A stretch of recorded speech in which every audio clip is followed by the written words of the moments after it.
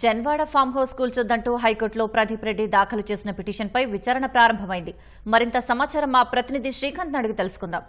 శ్రీకాంత్, చెప్పండి. Janwada farm house కూల్చొద్దంటూ హైకోర్టులో ప్రదీప్ రెడ్డి వేసిన పిటిషన్పై ధర్మాసనం వ్యాఖ్యల సారాంశం ఏంటి?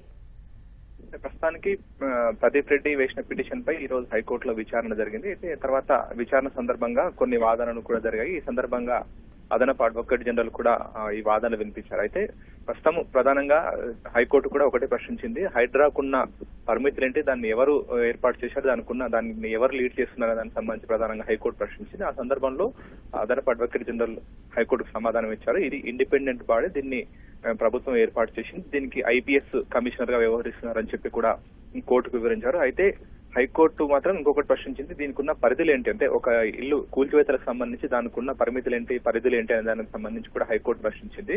అయితే ఈ సందర్భంగా హైకోర్టు కొన్ని కీలక వ్యాఖ్యలు కూడా చేసింది. ఎవరైనా వ్యక్తులు ఏదైనా స్థలం కొనుగోలు చేసినట్టు దాన్ని సబ్ రిజిస్ట్రార్ కార్యాలయానికి వెళ్తాడు, అక్కడ రిజిస్ట్రేషన్ చేసుకుంటారు. ఆ తర్వాత సంబంధిత స్థానిక సంస్థల దగ్గరికి వెళ్లి అక్కడ అనుమతి తీసుకొని దానికి సంబంధించి నిర్మాణాలు చేసుకోవడానికి సంబంధించిన ఫీజు కూడా చెల్లిస్తారు. ఆ తర్వాత 15-20 ఏళ్ల తర్వాత ఈ నిర్మాణాలు పూర్తవుతాయి, అందులో నివాసం కూడా ఉంటుంటారు.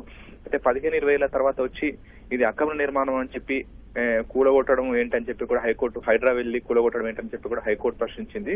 అయితే ఈ వివిధ శాఖల మధ్య సమన్వయం, అంటే ఏదైనా సరే ఒక భూమి పరిధికి సంబంధించి అంటే చెరువుల పరిరక్షణ కోసం హైడ్రా ఏర్పాటు చేయడం అభినందించదగ్గ విషయమే. అయితే ఆ ఎఫ్టీఎల్ అంటే ఫుల్ ట్యాంక్ లెవెల్ ఏదైనా దానికి ఉంటుందో దానికి సంబంధించి పూర్తిగా ఒకసారి దానికి సంబంధించి ఒక నిర్ధారణ చేయాలి. ఆ తర్వాత అందులో నిర్మాణాలు జరగకుండా చూడాలి. కానీ ఒక శాఖ అనుమతిస్తుంది, ఇంకొక శాఖ కూలగొట్టడం వల్ల సామాన్య ప్రజలు ఇబ్బందులు పడుతున్నారు.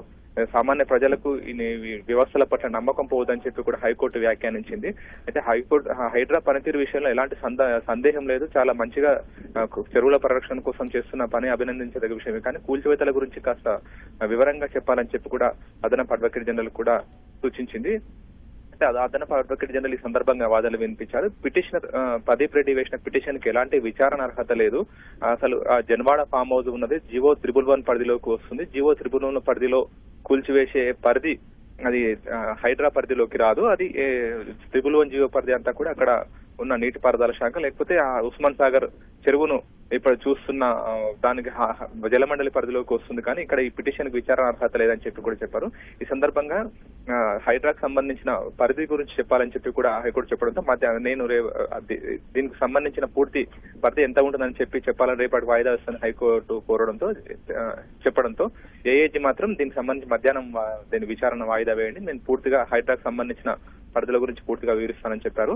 అయితే రేపటి వరకు కూడా కూల్చివేయకుండా దానికి సంబంధించి మీరు హామీ ఇవ్వాలని చెప్పి అదనపు అడ్వకేట్ జనరల్ ను హైకోర్టు సూచించాలి. దానికి సంబంధించి అదనపు అడ్వకేట్ జనరల్ నుంచి ఎలాంటి సమాధానం రాలేదు.